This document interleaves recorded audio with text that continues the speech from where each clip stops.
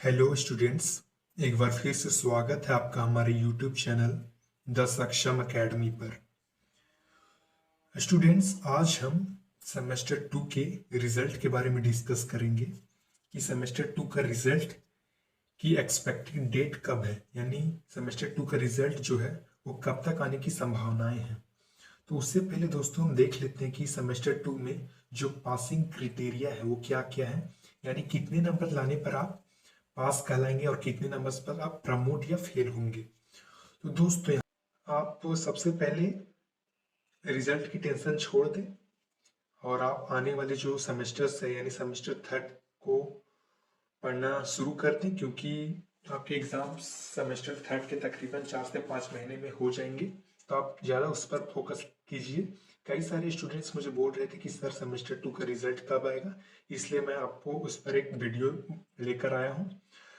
तो चलिए शुरू करते हैं। तो दोस्तों, जो सेमेस्टर 2 है हमारा, उसमें से यदि जैसे हम सभी जानते हैं कि जो सेमेस्टर 2 था हमारा, उसमें अधिकतर सब्जेक्ट्स के जो हमारे पेपर है वो 100 मार्क्स के हुए हैं, राइट।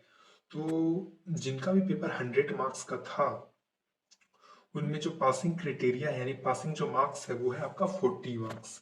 यदि आप 40 मार्क्स से ज़्यादा लाते हैं, यहाँ मैंने लिखा हुआ है कि यदि आप 40 मार्क्स से उस सब्जेक्ट में ज़्यादा लाते हैं तो आप पास कहलाएंगे, यानी आपको किसी भी सब्जेक्ट में पास होने के लिए कम से कम 40 से ज़्यादा मार्क्स होने चाहिए, तभी आप पास कहलाएंगे। और यदि आपका जो मार्क्स है वो 40 से कम आता है, यानी 40 मार्क्स से यदि आपका जो नंबर है वो कम आता है, तो आप प्रमोटेड कहलाएंगे। प्रमोटेड से क्या मतलब है दोस्तों, यानी आप सेमेस्टर थर्ड में तो चल जाएंगे, लेकिन आपको सेमेस्टर 2 का एग्जाम दोबारा देना होगा। इस बात को ध्यान रखेंगे, इसलिए जिनका भी 40 से कम आएगा वो स्टूडेंट्स प्रमोट कहलाएंगे। और ऐसे स्टूडेंट जो किसी कारणवश एग्जामिनेशन में अब्सेंट थे, तो वैसे स्टूडेंट उनको फेल करार दिया जाएगा। इस बात को आप ध्यान रखेंगे। हालांकि पिछली बार जो स्टूडेंट अब्सेंट थे, यानी सेमेस्टर 1 में जो स्टूडेंट सेमेस्टर 1 के एग्जामिनेशन में अब्सेंट थे, उनको बाद में प्रमोट कर दिया गया, यानी नेक्स्ट सेमेस्टर में उनको जाने की अनुमति मिल गई। परंतु इस बार क्या होता है उस बारे में यूनिवर्सिटी ने कोई भी जानकारी नहीं दी है। अब हम जानेंगे दोस्तों ग्रेडिंग सिस्टम के बारे में। तो ग्रेडिंग सिस्टम बेसिकली आपको जब आपका रिजल्ट आता होगा तो आपको ग्रेडिंग सिस्टम एक मिलता होगा। इसमें से आपको जो ग्रेड है वो दिखते होंगे, जैसे A+, A, B+, C, इस टाइप के आपको ग्रेडिंग सिस्टम दिखते होंगे। तो यदि दोस्तों आपका जो पेपर है उसमें मार्क्स यदि आपका 80 to 100 आता है, यानी 80 और 100 के यदि उसके बीच में आपका मार्क्स रहेगा, तो आपका सबसे जो हाईएस्ट ग्रेड रहता है यानी A+, वो आपको मिलेगा। यदि आपका जो मार्क्स है वो 60 to 80 के बीच में आता है, तो आपको जो ग्रेड मिलेंगे वो आपको A मिलेंगे। यदि आपका मार्क्स जो है वो 50 से 60 के बीच में रहेगा, तो आपका जो ग्रेड हो जाएगा वो B+ के करीब होगा। और यदि आपका मार्क्स 40 to 50 लाइज कर रहा है, तो आपका जो ग्रेड होगा वो तकरीबन C होगा। इस बात को आप ध्यान रखेंगे। तो बेसिकली हमने एक चार्ट तैयार किया है। ये बेसिकली विनोवा यूनिवर्सिटी द्वारा ही नए शिक्षा नीति के तहत जारी किया गया है कि यदि आपका जो टोटल मार्क्स था, यानी यदि आपका जो टोटल मार्क्स 60 नंबर का होता है, तो आपका जो पासिंग मार्क्स होगा उसमें से वो होगा आपका 24, यदि आपका पेपर 60 मार्क्स का टोटल पेपर था तो। वहीं दूसरी ओर बात करें तो यहाँ आप देख सकते हैं, यदि आपका पेपर 80 मार्क्स का था तो उसमें जो पासिंग मार्क्स है वो 32 मार्क्स रहेगा। और तीसरा जो है, ये अधिकतर स्टूडेंट के जो टोटल मार्क्स थे वो 100 मार्क्स के थे, तो उसमें से जो पासिंग मार्क्स थे वो 40 होंगे। इस बात का ध्यान रखेंगे, यानी सभी स्टूडेंट को एटलीस्ट 40 मार्क्स स्कोर करना ही पड़ेगा, तभी वो जाकर पास होंगे।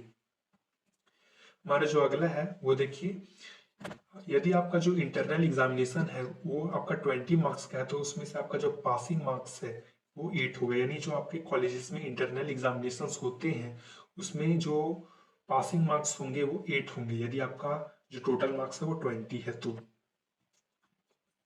अगला हमारा जो, यदि आपका जो इंटरनल एग्जामिनेशन है वो 10 मार्क्स का होगा, तो जो हमारा पासिंग मार्क्स है वो 4 नंबर का होगा कुल।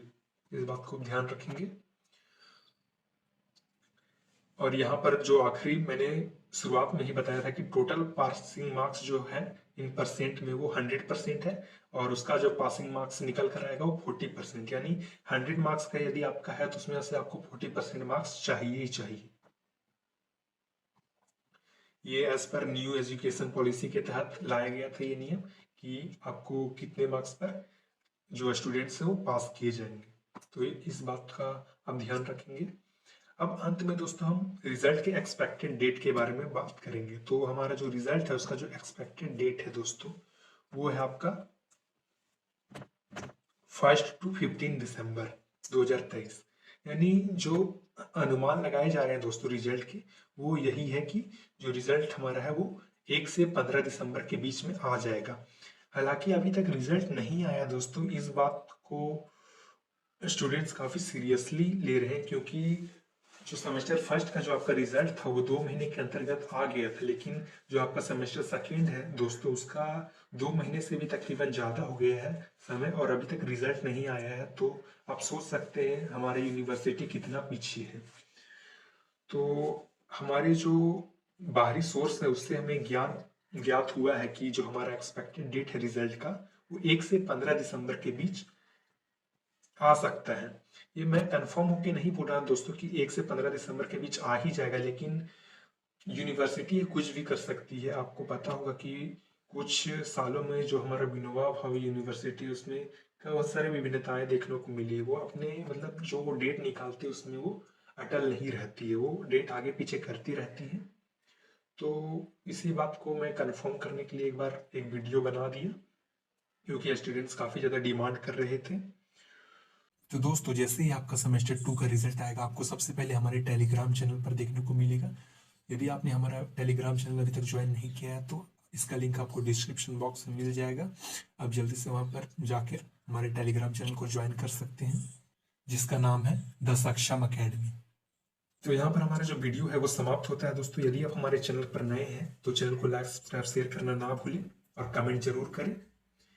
और जल्दी हम सेमेस्टर थर्ड के जो स्टडी है वो शुरू करने वाले हैं, तो हमारे चैनल्स को ज़्यादा से ज़्यादा शेयर करें। मिलते हैं अगली वीडियो में, तब तक के लिए धन्यवाद।